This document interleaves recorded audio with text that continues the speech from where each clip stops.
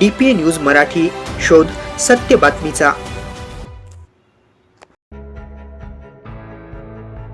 दिनांक 17/2/2026 रोजी सायंकाळी 6 वाजता सार्वजनिक छत्रपती शिवजयंती अनुषंगाने पोलीस स्टेशन घनसावंगी येथे शांतता कमिटी मीटिंगचे आयोजन करण्यात आले होते।